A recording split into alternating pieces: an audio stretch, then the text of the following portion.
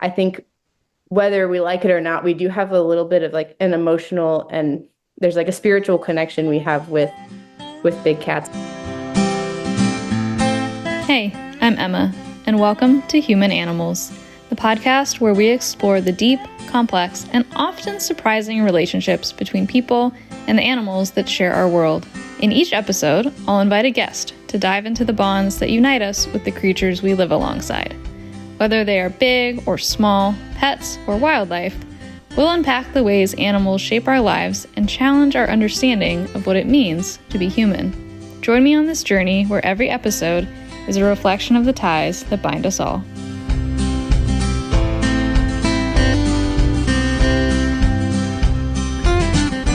This week I have a friend of mine, Kate Vannelli, and every time I hang out with Kate, I just think, gosh, she is so cool. She's a world traveler, she's into animals, and she just has great energy. Right now, she leads the Living with Big Cats initiative for World Wildlife Fund. How cool is that? This is focusing on conflict and coexistence between humans, jaguars, lions, and snow leopards in Tanzania. Her career began in Namibia, working to conserve cheetahs with the Cheetah Conservation Fund. She holds a BSc in environmental science, as well as an MSc in conservation and rural development from the University of Kent in the United Kingdom. Remember when I said she was a world traveler? During her degree work, she conducted and published research on the community aspects of snow leopard conservation and ecotourism in the Himalaya through the Snow Leopard Conservancy India Trust, where she gained experience with many human dimensions of conserving large carnivores. This is something we dive into. She has also worked on the Namibian National Leopard Census, using camera traps and questionnaires to gain insight on the pressures facing the African leopard population. She also worked as the Director of Development for Global Conservation Corps, combining her passion for conservation and people to communicate the conservation message and raise awareness and funds for the pressing issue of our disappearing wildlife. She loves big cats, as well as photographing them and painting them. And when I tell you that her paintings are incredible, which I say to her in this episode, I'm not kidding. They are absolutely stunning. I told her she should sell them. I wish you could see them, but I hope you enjoy this episode. Fun fact, I have my own small business called Miko's Choice, which is the sponsor for this episode because it's my business, this is my podcast, and I can make the rules. In all seriousness though, Miko's Choice offers high quality CBD products for all animals, dogs, horses, pigs, cats, you name it, I have them covered. I used my background in animal science and cannabis to bring these products to life, and am beyond thrilled to see how they help improve animal health and wellness. They're also inspired by my personal animals and my own journey through breaking my back, recovering, and getting my dog through cancer. So there's a lot of love behind this business. Feel free to check it out at mikoschoice.com and use code HUMANANIMALS for a discount. If you have any questions, email me anytime, info@mikoschoice.com.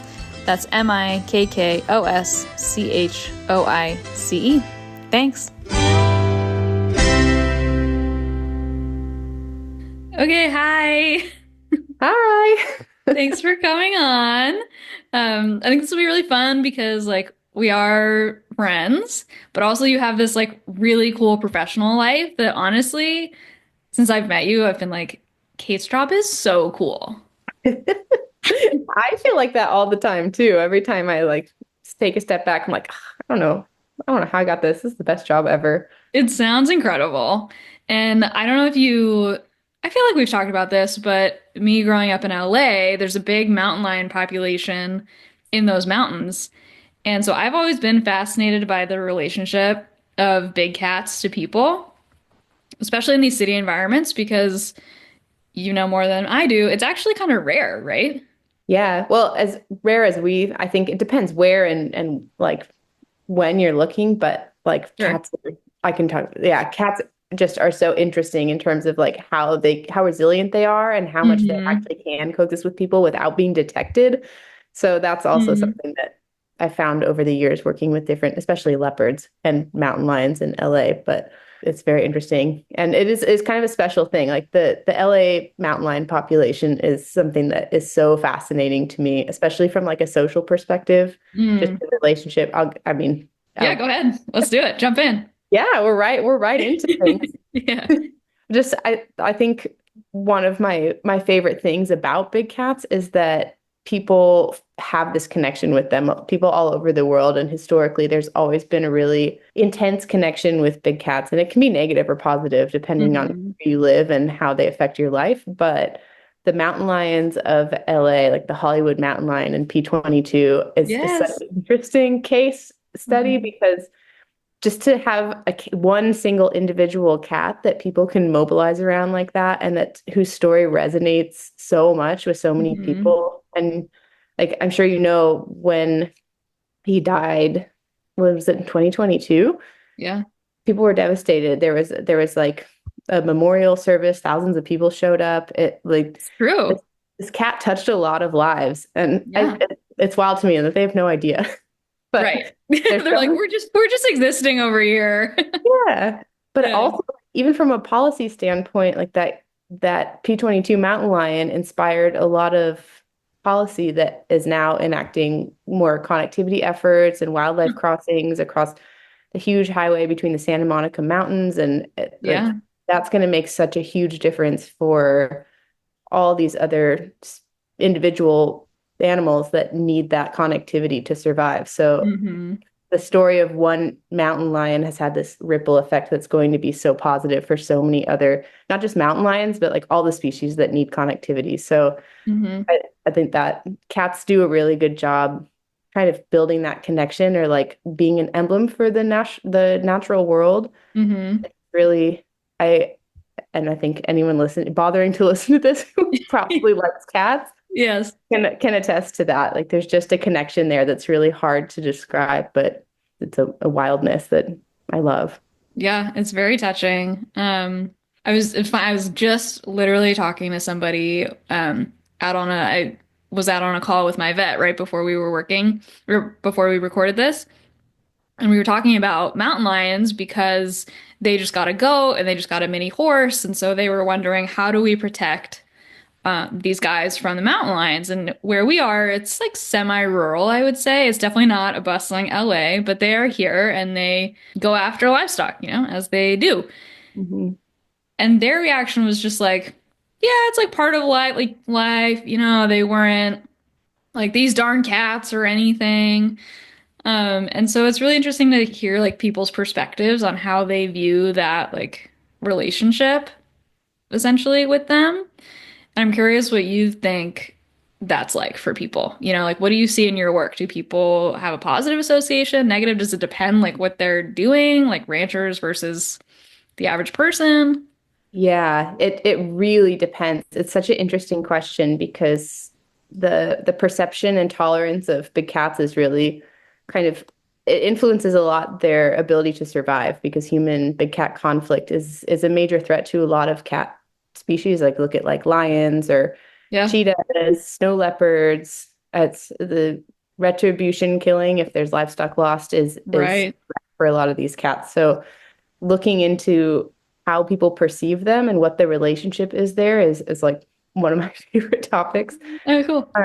And I did my master's research in the Himalayas on snow leopards, Mm. specifically looking at how community-owned ecotourism projects affected the perception of carnivores like snow leopards Hmm. and how diversified sources of income could also affect that. So looking at money brought in from the presence of snow leopards through ecotourism projects versus families or communities that were solely dependent on livestock and agriculture and didn't have that extra income, just Huh. how that affected the perception. But this is also an area of the world where just the baseline tolerance for carnivores is pretty high, just from a cultural perspective. Oh, So really? people they do put up with a lot of loss, more so than I think other parts of the world. Like if you look at the United States and Yes. the baseline tolerance is a lot lower, which is Hmm. really interesting. Even when you look at places like in Tanzania, the risk from living alongside lions, it's not even like a livestock loss risk, it's like a life risk. It's very dangerous to live in places where there are lions for people. So Like to they're not humans, you're talking about like the life risk to us as well. yeah, Yeah. exactly. Like people are scared for their lives. They're scared to send their kids to school. Like there's a Wow. really like heavy thing to live alongside lions. And even that, like looking at what people are able to tolerate and how they deal with loss when it does happen, because it is inevitable. Like if you're Mhm. sharing landscape with carnivores, there's going to be some level of conflict in any scenario. You can never have perfect coexistence. It's impossible, but people and their tolerance levels are so influenced by a number of different things. And there's like cultural influences and social influences, and also just the resilience to be able to handle livestock loss. And there's the financial burden, there's Mhm. emotional connection to livestock. Like a lot of people who are farming or have goats and sheep have a really strong emotional connection. Like the Maasai in Tanzania and Kenya are they have very connected to their goats and their sheep and their cows. And it's Yeah. yeah. And so it also is like a personal loss when they lose their livestock. Mm. So there's a lot of things that influence it, but Well, it's just so different everywhere. yeah, and it's so interesting that you say that they have such a deep personal connection to these animals, which, like, of course they do, but yet they seem to have a higher tolerance for the loss than your US rancher, who typically has eradicated them. I mean, that this goes into like my wild horse work of that's one of the factors why the wild horses are like quote unquote overpopulated is because we don't have these natural predators. And so it's interesting to hear that people who like live in a less developed world, basically, who really do completely rely on their livestock, have a higher tolerance for it compared to our US ranchers who are living a pretty good life, typically, and they Yeah. have like a zero tolerance for it. So what do you make of that? This is such an interesting phenomenon. And I think especially if you're looking at a carnivore like wolves, who are really, really like there's a strong political connotation with wolves too that I Yeah. think influences a lot of the tolerance levels. So it goes beyond like those like economic loss, and Hmm. it's almost like a social norm type of thing, and they're shifting baselines. Like even if the loss doesn't even really affect you, there's where I think we've eradicated so many species, Yeah. or we're not used to living with species. We're the dominant Mm-hmm. species in the landscape in the US a lot Hmm. of times. Like it doesn't feel as much as like one system. We're very, very separate from nature in the United States. Not in every way, but like, In a lot of ways, yeah. yeah. Yeah. Compared to a lot of other places. It's Hmm. very individualistic here. People are very focused on themselves. And I think we lost that connection. It's like we're all part of one system. And Mm. that's to say, I think indigenous cultures have really held on to that. And I think bringing the indigenous perspective back into conservation is so important for that reason, because Wow. a lot of times I think we've lost the plot a little bit when you look at Yeah. how we relate to nature in the United States versus other places where that connection's still really clear. And like they do rely on their livestock, but they also rely on natural resources in a really direct way that we don't as much in the United States. There's like culture of convenience. So we have everything accessible, but that relationship of how it comes from and where it comes from in the natural world is kind of lost a little bit. So it's interesting to think about. Yeah, and it's crazy to think that in other countries, these big cats are preying on humans too. It's like in the US, I mean, I don't know, but I'm assuming that that doesn't really happen per se. And yet, again, these people in other countries are just so much more tolerant about it. Yeah, and I think like just looking at like the intensity and severity of human big cat conflict Hmm. in the United States, like it does happen. People do get Sure. attacked by mountain lions, and but it's not a commonplace thing. It Right. like it is in other places. Like you look at like India or Nepal, Yeah. especially India, the human population density is so high, and Mhm. they actually have brought tigers back from the brink. They have really, really invested in tiger conservation. So tiger numbers have gone up in India in a big way. Wow. But that also means that people are coming into contact more with tigers. Tigers are Hmm. bursting outside of protected areas. People are going Hmm. into protected areas for their livelihoods to collect natural resources. So there's a lot more really high risk, high intensity, severity conflict. And even then, I think, and it depends on the scenario, but the reactions are less extreme than, or I guess less like preventative than we have like our preventative killings in the United States where wolves Mm. eradicated or people will shoot big cats on sight. And I'm not saying this is not the case in other places because in some places I have worked, it is like that, and people Yeah, are on the lookout for predators on their property sure. and yeah, take preventative action. But it's definitely an interesting dichotomy. Yeah. Yeah, it really is. So when you introduce the ecotourism, like in the snow leopards area, how does that perspective shift, do you think?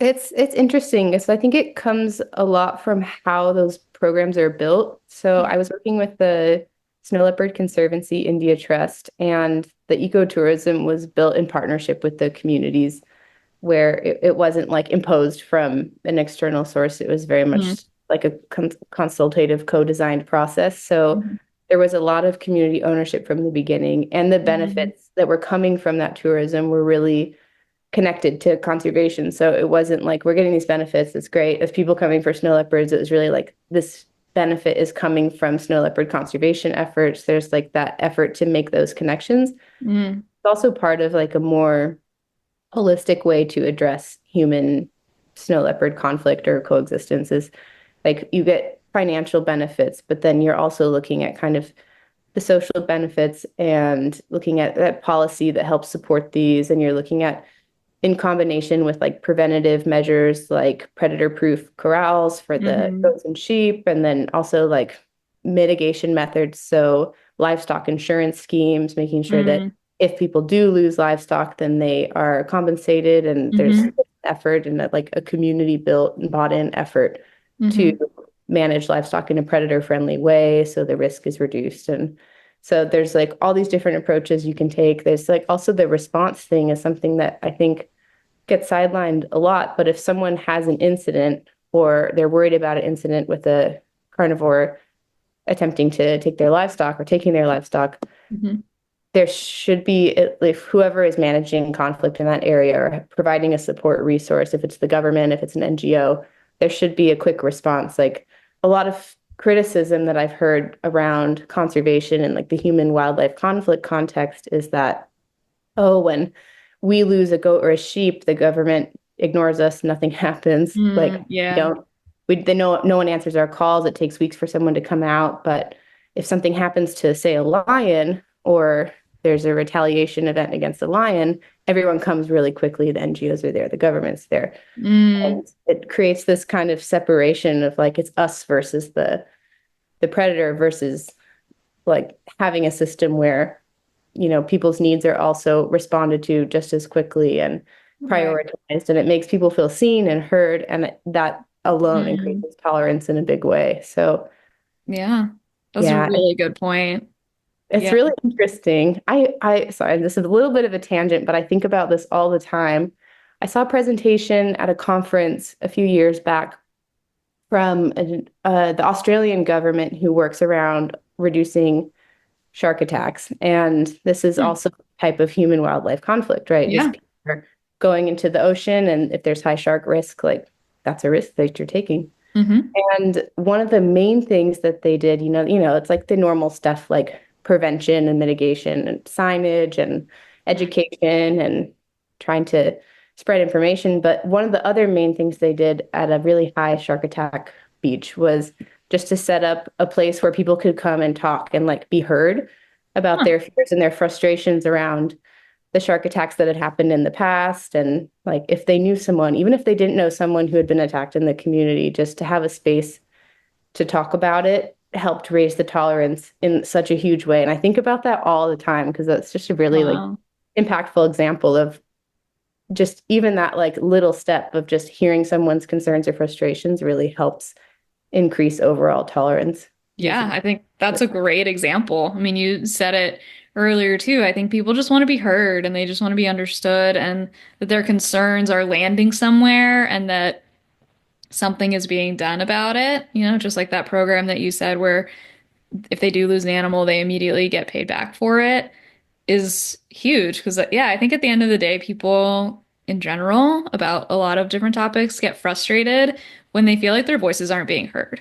Yeah, exactly. And even like if there's a NGO that's like say coming up with a strategy to address human wildlife conflict. So like pulling in kind of like, okay, we're going to do predator-proof bomas and we're going to do livestock guardian dogs and we're going to do Hmm. all these different measures and we're going to set up a compensation fund.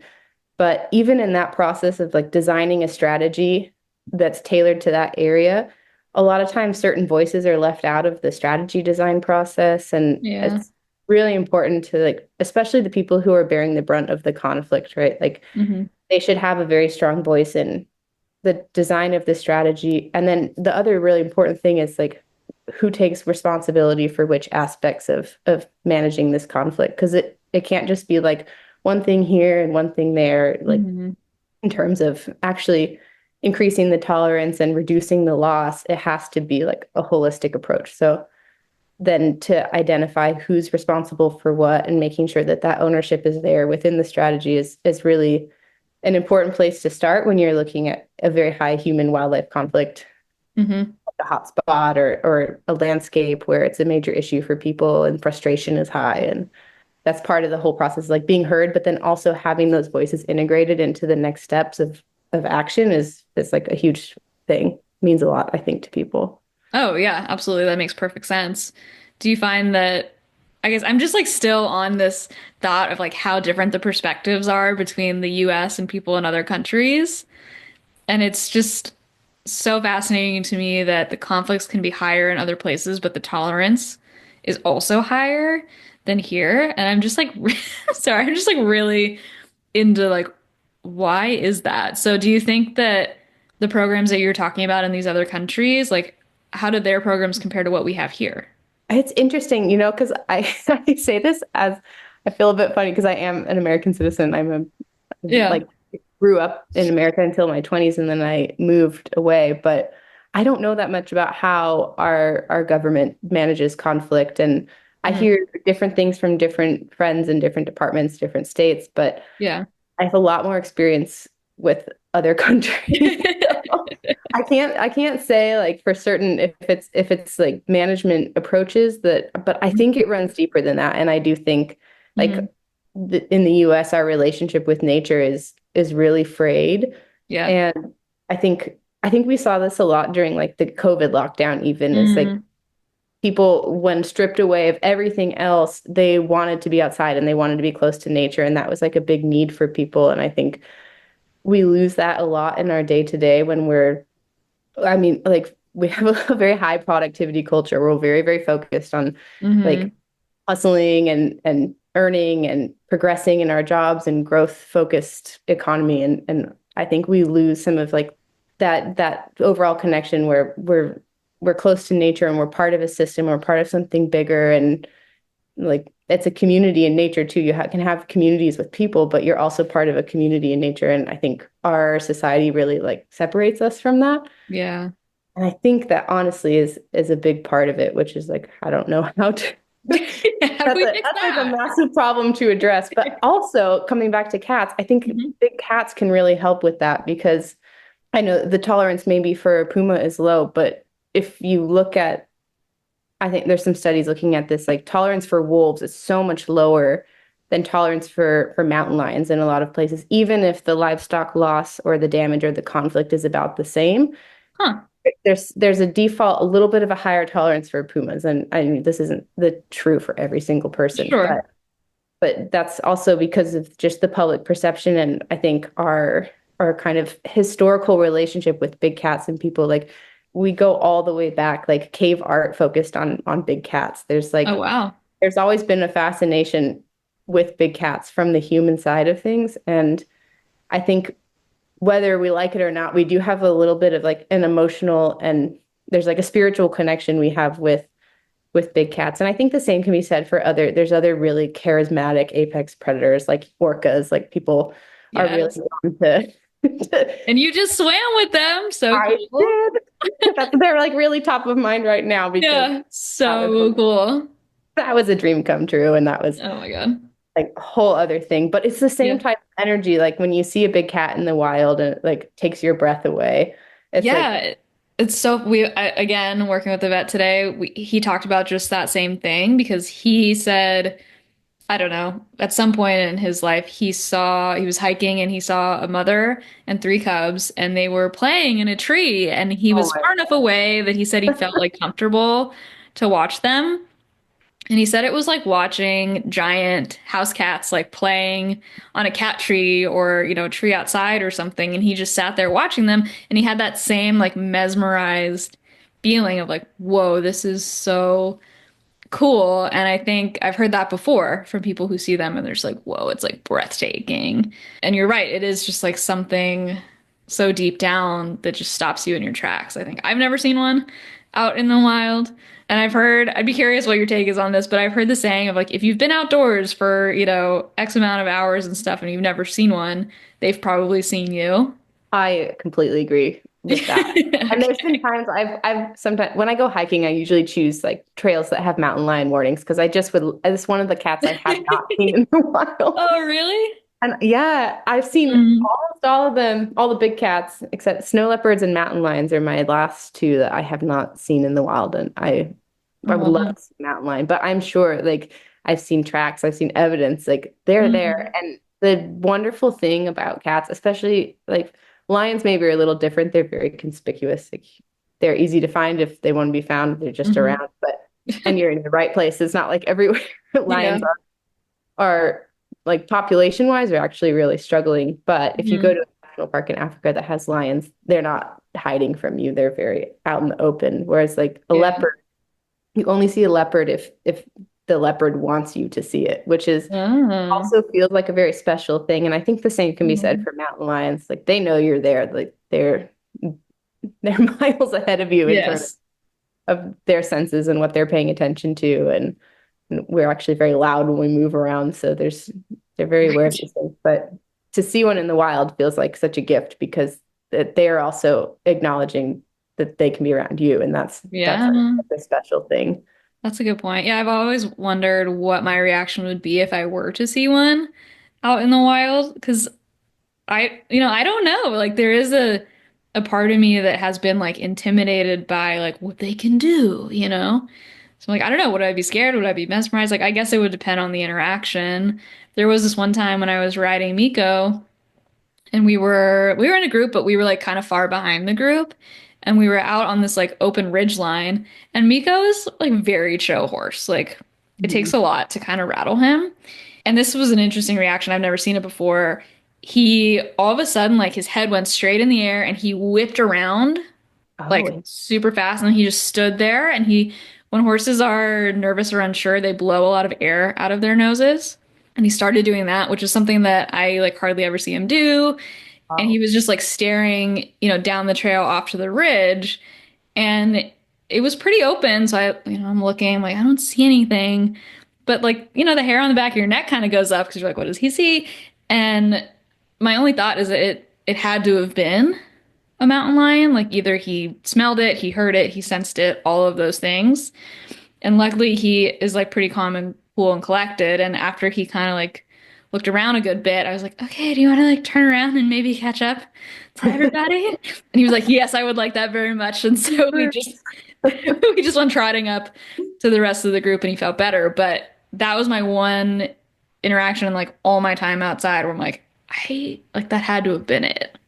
Yeah, I feel like, especially because horses have another sense for that too, especially like with predators, I think horses have a sense that we don't have. Yeah, and him being like a wild Mustang who lived out in the wild too, like it just I don't know. It to me, it has to be that.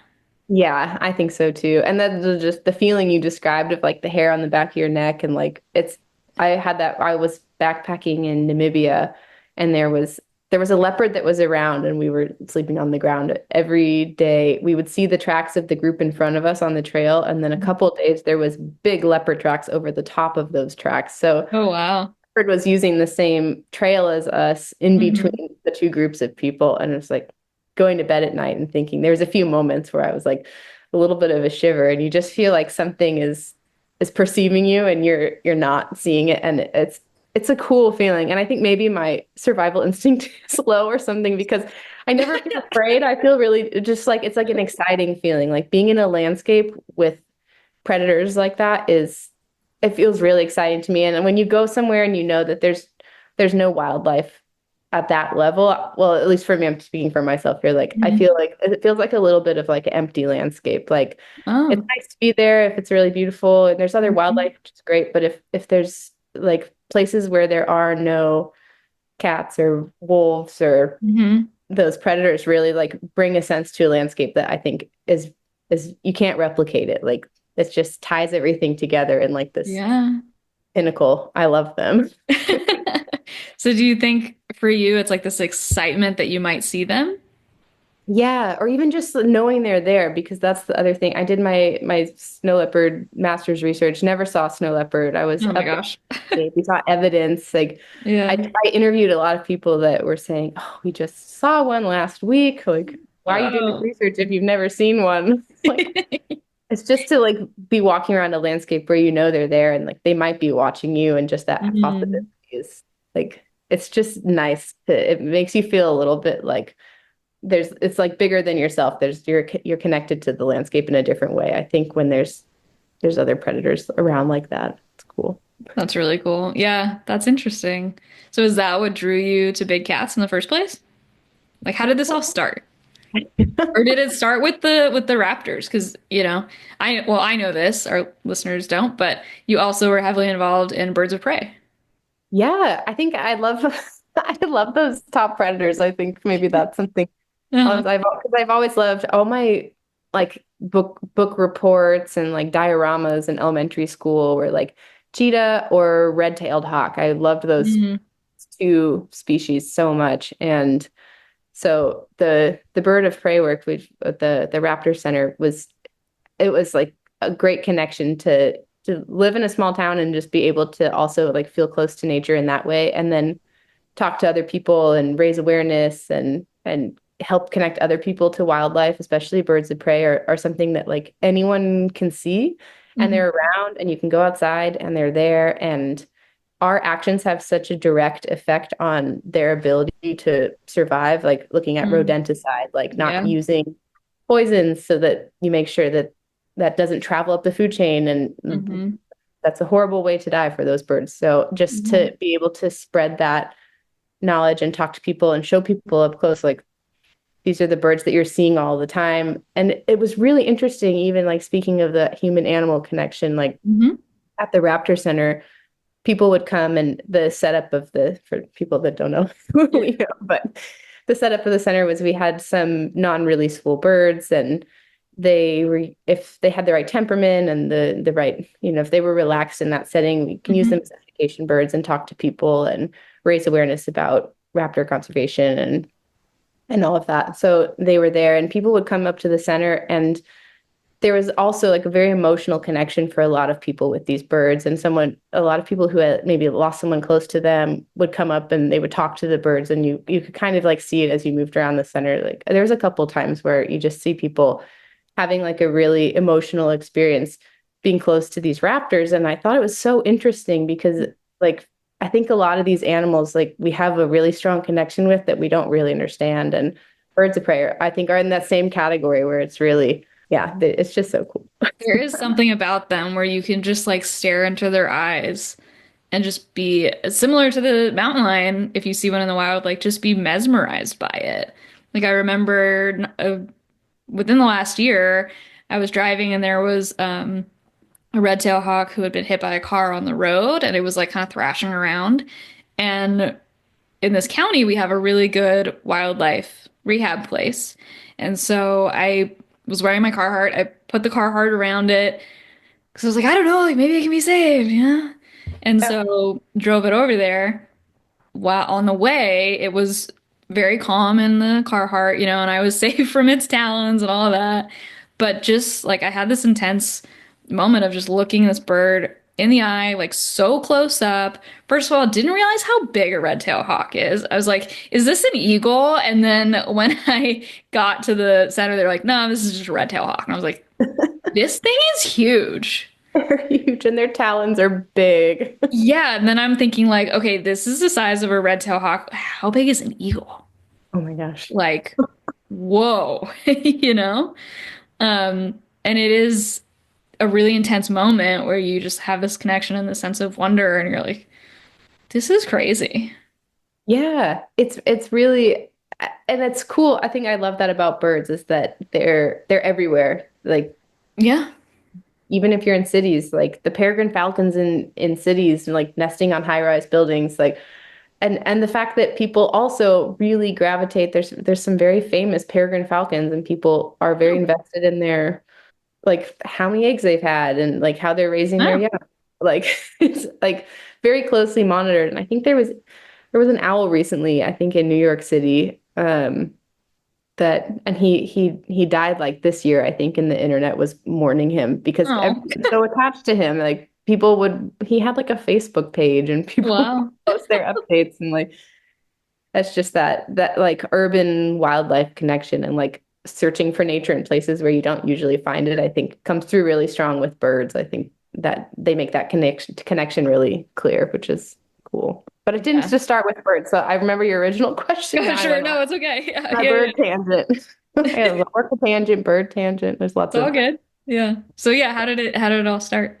oh, I've always loved cheetahs. It's and I think it started with National Geographic and Oh. like I had some wildlife calendars and I used to watch wildlife documentaries when I was really young and I loved the ones with cheetahs. And I think it was just because like in the landscape where they are, they're kind of the underdog of the predators and lions will Oh. take their kills from them. Leopards will, even jackals will. Like Huh. they they expend so much energy while they're hunting in the chase that they have to spend a long time catching their breath, even if they've caught something. They have a really high success rate for a cat in terms of being able to capture what they hunt and kill it, but they have a very high theft rate as well. So while they're catching their breath, it like leaves a big window for other predators to come in and take their food. And I think I Huh. just maybe I watched this because I was like a big nerd at school and I just really identified with the cheetah, like watching it get picked on by other animals.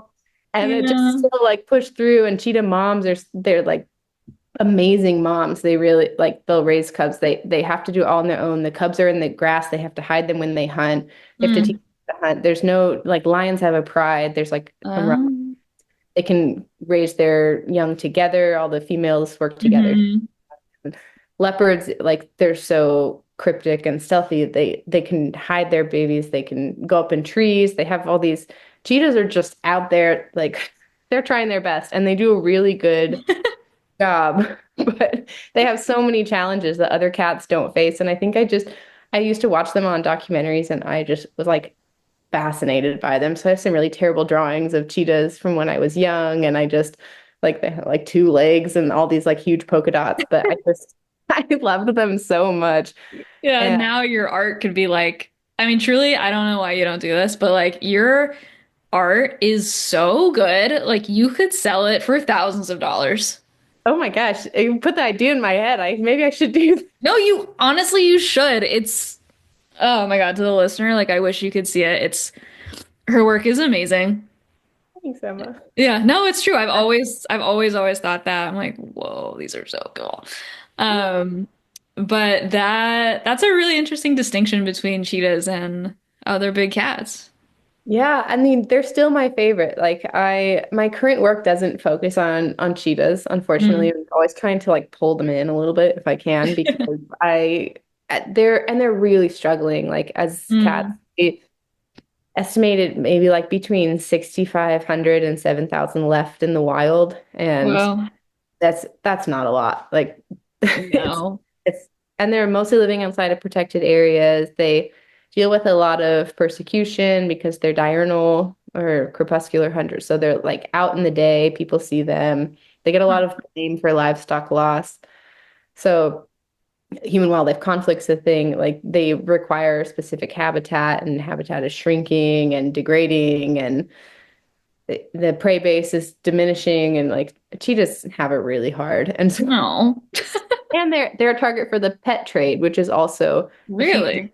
issue. Yeah, especially there's high demand in like UAE and some of these other countries where cheetahs, you see a lot of pictures of cheetahs and Ferraris on Instagram. Yeah. They're it's one of those like status symbol pets that looks really cool, but the cheetahs that end up in the pet trade are mostly pulled from the wild because they don't breed well Hmm. at all. Mm. then don't live very long, like maybe like 2 years. Their care requirements are really specific. So people get pet cheetahs and they're easy to find online, which is really odd Wow.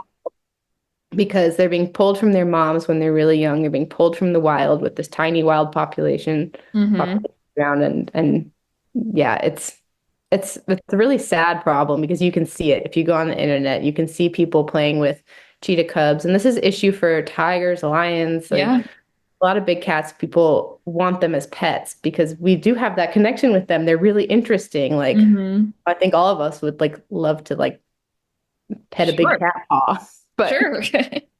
they're not pets. And so this is a No. nature issue for them and it is like it's a big threat for cheetahs in the wild, which is a real shame because it's a very preventable one. Yeah. Well, that's an interesting topic to dive into a little bit too, is yeah, the notion that somebody would want to make these cats their pets is wild to me. It's yeah. And so like what this like status symbol of, oh, I have a cheetah on a chain or a lion on a chain, like do you think that's just what it is, what it seems to be on the surface level, like this power move? This is another like human psychology question that I would love to dig into. And if anyone in the Let's audience dig has in. thoughts on that, like Yeah. their experience, because the amount of times if I meet someone new and I talk about my work for like more than a minute, people bring up Tiger King all the time. I bet you're probably like this guy. I know don't get me start. I won't go into Tiger King because I have a lot of thoughts, but Yeah. that show just really illustrates like the weird power need that people feel to like control these animals. I think it comes from like a power and control type of thing, and I think it's I think that type of relationship with big cats is very different from the one a lot of people feel, which is like reverence and respect and Mm, awe. And this is very much like I see something that is naturally more powerful than me and I want to control it. I want to like have that power over it and I want to present it as something that I own. And I think it's very much like this urge to own something really wild and have that power. And I think this is just my guess because I can't fathom sure. wanting. Yeah. I can't like put myself in the shoes and like Right. actually play it out. But these are like the thoughts that I have about it because it's it's such a prevalent problem. And now with social media too, like you can if you search lion cub on Hmm. Instagram, you can see videos of people like playing with them, petting them, and or even if there's like species like chimps and lions interacting, Oh my like God. I know that's it's such a I always report those videos under Good. animal. So, and I'm telling everyone to listening with Everybody feedback. else. Yes, if there's any like human hands-on interaction with a big cat that's not like medical, then report it because it's even if they say it's a rescue, even if they say it's like coming from a good place, like if you're ethically rescuing big cats, you should not be posting videos of you handling them. It just Mhm. perpetuates the problem that got them there in the first place. Yeah. And like it perpetuates demand. Like people see you petting a big cat, they don't read the caption, they don't understand what actually is happening, even if it's something that's not a bad situation, and they just want to do it too. Right. So this is my this is my soapbox because Good. this is something that people can also help out and contribute to is reducing that demand and reporting it when you're seeing it and call it out because social Hmm. media plays a big role in the demand and Mm. the trade in general. Like a lot of trade is facilitated through Facebook Marketplace and all these. Wait. Wait. Hold on. There's cats on Facebook Marketplace? There has been, and Oh my God. it's not as regulated or flagged as you think it would be. So Wow. yeah, and I hope I'm not like putting ideas in anyone's head by saying I don't these. think you are to like this Yeah, viewership. not this audience. I think they're all on your side here, but that's just wild to me. I mean, I went to an exotic animal auction in Missouri. That's where I Oh got my Zorse from. yeah. And at that auction, they have auctioned off giraffes, Wow. which is crazy to me. And when they were telling me that, I mean, there were no giraffes there at the time, but when they were telling me that, I was in like a really intense state of shock because I was like, What- how, what? Like, it was just so surprised. Like, I just had so many questions. Like, how did they get here? How did you keep them here? Where did they go? Why are people doing this? And at that auction, there were zebras, which was also crazy to me because they are a very wild animal. They are very different than your equine.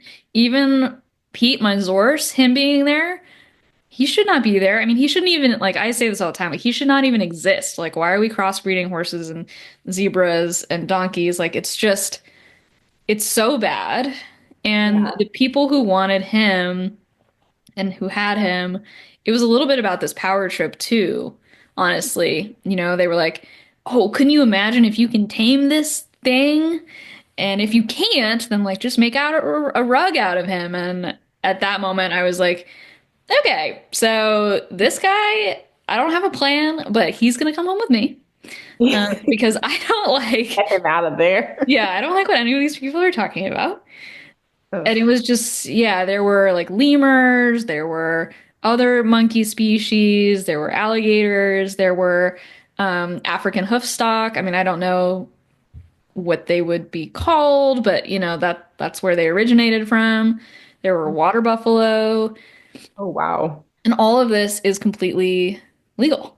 Yeah, this is the wild thing to me. And I think the fact, and you know, it's so state by state laws, or it was. And Tiger King, I think, really pushed the effort for the Big Cat Public Safety Act to actually Mm, come from concept to reality, which luckily it raised that awareness and pushed that over the limit and made it an issue of concern because that's now good. it's not legal to own big cats as pets in the United States. Okay, good. Yeah, I wanted to ask you too, like, did anything good come from that show, or do you think that it perpetuated this need for them? Because yeah, I guess I could see in a place like that auction house that, I don't know, maybe there's a big cat cub there. Like there were servals, which, you know, not as big, but still wild. There were servals and there were Arctic foxes. Oh, And I remember, so the way that the auction works is once you bid on it and you win it, that animal is now your responsibility to feed, water, care for it, whether you want to keep it there the whole weekend or take it with you. And there were plenty of people who elected to just keep the animal there for the weekend. We were some of those people, right? Because we're staying in a hotel. Where are we gonna put a horse? But we were actively feeding and watering our animals. And I would go into the room where the Arctic foxes were, for example, and they would have no food and water. Or, you know, whatever other species would have no food and water. And I was like, okay, so we took it upon ourselves to feed and water a vast majority of species that weren't being taken care of. that's great that you guys were there. But then you think about like what conditions these animals are going into 100%. and the lack of knowledge because it takes so much knowledge to care for a wild animal. Like they have such different needs from domestic animals. They're not bred to live with humans Right? like domestic animals are. Like and their lifespans are usually so much shorter through the care of people because of Yeah. the Yeah. And it's again the question of like, where did they come from and where are they going? yeah, and it's just that whole demand and government really needs to take like a much stronger role in regulating this and Hmm. making sure that it is because as long as there's demand and as long as it's legal, like even if it's illegal, it will still happen, unfortunately, but at Sure. least there's reason to enforce efforts to regulate it and diminish it and just help these animals because it is a conservation concern too for the wild populations when Hmm. the individuals are being taken out of wild populations and put into these situations. And that's the case for cheetahs, and that's the case for a lot of these cats. Yeah. And it's dangerous. You should not pet tiger or pet lion. It's just Yeah. not safe. No, yeah, there is that as well. Yeah. Yeah. Or a pet zebra. I mean, Yes. they're very aggressive. And just the fact that what I was able to do with Pete was like kind of mind blowing because he was also, even though he's a hybrid, he was still very much wild as well. And that is why he's living in Skydog Sanctuary now because he was like, I am half wild. Thank you very much. Yeah. And like I've seen male zebras fight in the wild and they are really, really like I would never ever ever want to get in the middle of that because they fight dirty and Yes. it's intense. And it's Yeah. just like thinking about we can just think we can take these things and control them and tame them and like Mm. it's there's I think there's a lot of arrogance there, I will say. Oh, for sure. That makes me Yeah. wonder if part of the like awe that we feel when we see these cats and these predators out there is because they are, maybe it's because they are just like in that free state and there is nobody or nothing controlling them. And it's like, whoa, like what they could do. Yeah, Maybe. I don't know. What do you think? I completely agree with you because even like I think you can see an animal in a zoo. Like you see a lion in a zoo, and even if it's in a really great enclosure and it looks really wild, like it feels a little bit like it just feels a little bit like they're not supposed to be there. Like it's like seeing Yeah. like a cetacean in a tank. It's like they're just it's like a I feel like it's like a feeling in your body where it's like this isn't right. Like you see it and they're supposed to be like part of nature. They're supposed to be out in these ecosystems that they're adapted to be in. Like and I just like thinking about that. I just like talking about a podcast in a podcast, but I was just finishing up this podcast called The Good Whale Yeah. and I highly recommend it because it's about the story of Keiko, the whale that was Yes. in Free Willy, and the whole. I didn't know any about like I knew that they attempted to put him back in the wild, and I didn't know the details of the story, but it goes into the whole detail of the story about how he became like an emblem for wild whales and also became a symbol of like these animals need to be in the wild and Mm. what it means to actually conserve the ocean and he put like a face to it Yeah. of what it means to be free and even though it's like very complicated hugely expensive project Mhm. I have one episode left of the podcast so hopefully it lines up with what I'm saying but it kind of seems like it just got me thinking like what role one individual animal can play in like representing their species and representing their ecosystem and how they're so tied Yeah. to those things and they're tied to the population that they came from and they're tied to the like the ocean ecosystem or the forest or like transboundary landscapes that they're Hmm. moving across like they represent that and they create that connection for us to also understand why like connectivity is important and addressing human wildlife conflict is important and it's all part of one big system that these individuals require as part of a larger population, as part of a larger network. And it's just, it's like, it's kind of a cool thing when you can like put a face to all of that. Yeah, it is very cool. And that it makes a good case for ambassador animals, just like the ambassador birds that you had at the Raptor Center. Yeah, exactly. And I think like to have, even like when you're thinking about fundraising, like people want to know the story of an individual collared lion. There, that's the story that resonates a lot with people, or like even tigers. Like you follow the whole life of a tiger in the wild, and Hmm. like that kind of approach to fundraising and storytelling works a lot more effectively than say like we're going to do reforestation and it's going to be this massive scale. And I think people connect with animals and species in a way that kind of like bring a landscape to life.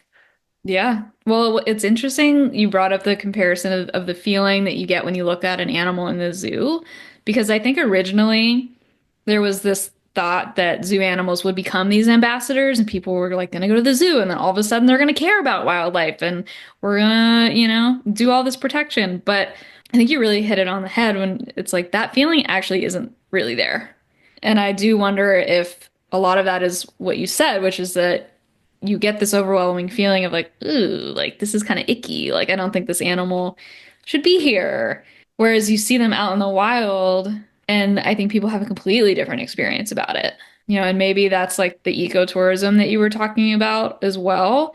Maybe that's the way to go instead of zoos. Yeah. And this is like such a nuanced issue because like I will say that like accessibility is a thing and like Yeah.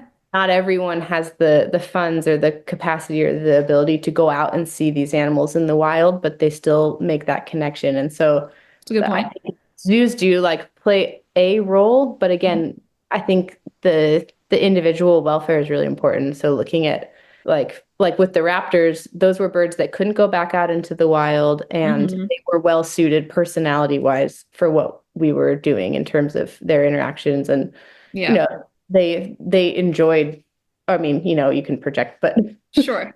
they were not stressed out. They weren't showing signs of stress Yeah. around people. So that those are like the main things. Like you can, I think some places, some zoos do a good job in making sure that the stress is reduced or not there. The animals Hmm. are living like a good life, but when you compare it to the wild, it's just not the same. Like, Yeah, totally. yeah, and like it is interesting because when I worked in Namibia with cheetahs, we had cheetahs that couldn't go back out into the wild as well, and they were rescued from like pet situations, like Mm-hmm. wildlife conflict situations where they were too young and they got too used to people and Hmm. had to stay. And they were also ambassador animals, so we Hmm. used them for people to make the connection, see cheetahs up close, learn about them, and like understand the plight of the cheetahs in the wild. So you could kind of like they form that connection. You can look into a cheetah's eyes, and it's like such a feeling, Yeah, even though it's like through a fence in that scenario. So sure. there's like these different levels, and it's so there's no like I don't have like a right answer Yeah, for I don't think there is. Yeah. I don't think there is either, and it's just like it's so circumstantial. Like I know that there's some captive wildlife situations where like the animals I think are doing okay, and there's somewhere they're horrible and it needs to be shut down immediately. And Yeah. I think, like seeing a wild animal that's like healthy and not suffering does build a connection for some people. And like I used to go to the Oakland Zoo growing up, and I remember every single zoo trip so clearly Hmm. because I got to see the animals that I saw on TV in like real life. Yeah. And I always like as a kid, I like used to like make like poacher, anti-poacher posters and no idea what I was talking about, but I was just like, I know poaching is an issue. So I made like the please stop poaching poacher like poster. Yeah. And then the same thing, like I watched Free Willy and I was like, captive whales should all be free, which I Hmm. think is true. Yes. But like in my kid head, I was like, I won't ever go to like a whale show. They shouldn't be performing. It shouldn't be for profit. Like it should Hmm. I think those are like some of the main things is like when you look at welfare versus like profiteering off of wildlife, I think is a really awful, awful thing. Definitely. Yeah. So it's like the whole spectrum. There's like a massive spectrum in that area. It's hard to Yeah. come on. Yeah, it's true. Yeah, I'm just fascinated by like, and this is one of the reasons that I want to do this podcast is people's connection to animals, various animals, the situation that humans and animals are in, and yeah, these deep connections and how we all relate to each other. I think it's fascinating. Yeah. And I Well, think it's like what makes us I think our relationship with the world around us is what makes us human. It's like the most human thing about us is that we're thinking about this stuff. We have that connection. Like if we were existing completely separate from our environment and the other species around us, like what a horrible way to exist. And I think the people that like don't connect with nature, animals, like I can't imagine that it's like a good it's a good yeah, life. Like right. Well, I think there's so much truth to that. You know, you also touched on it earlier during the pandemic when people were like, "Oh my God, I need to get outside." yeah. Going crazy. Like increases your lifespan. It's like Yeah. it's so good for you on every level. It's mental, physical, everything. It's like your body craves it, your mind craves it. Like even if we Mhm. are taught to like move away from it and lose that connection, I think we're getting that back on some level, I hope. Yeah. And I wonder if that very deep down innate connection to nature is also part of the sensation that people feel when you do see like a wild apex predator, like a cat out there, because it's just like it's so ingrained, maybe into our DNA, like experiencing them in that way, because I'm sure way back when we were living on the land and, interacting with animals in a completely different way, probably ran across them way more often. Yeah, I read this I forget which book it was in. It was a book about lions. And it was analyzing the cave paintings from like very early on mankind. Mm. It was like early like cave lion depictions, and it was depicting behaviors of lions.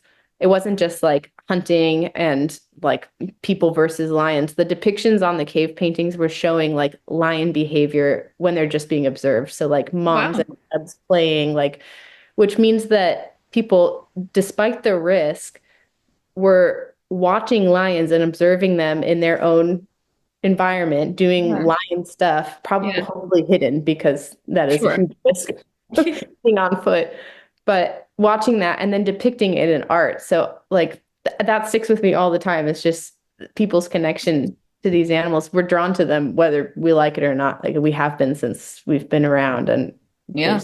there's a reason that you like walk around a city in Europe and there's like cats everywhere. It's a lot of lions, but like they're on logos, they're in statues, they're in our art. They're like you just like look around anytime you move around like a highly populated area, people Hmm. populated, and there's like big cats everywhere. Like we have a connection with them whether we notice it or not. They're like part of our being. It's really cool. That is so cool. I love that in the days of living in caves, people were just observing them. Yeah, it is. It's like because I think we can like look at it now and look back and like feel that connection with our past selves too, because we've always been interested. I think like Yeah. this has always been there, and hopefully it will always be there. Like, and hopefully the cats will always be around. Oh gosh, I know. Well, Ugh. yeah, I mean that deep connect that's very telling of these feelings that we get when we see one. That deep ingrained connection. And yeah, wow. I do hope that we don't eradicate them all.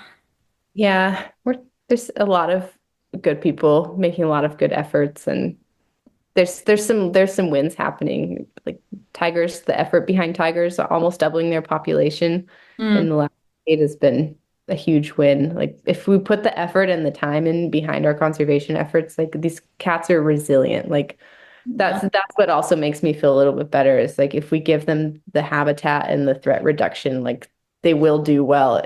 It's just looking at the enabling conditions that we need to set up or at least prevent ourselves from destroying Yes.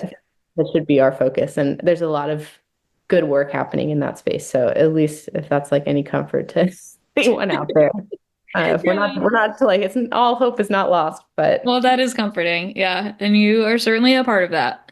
well, thank you. So are you. Yeah. Well, thanks. Um, yeah, well, I think that's a really great happy note to end on.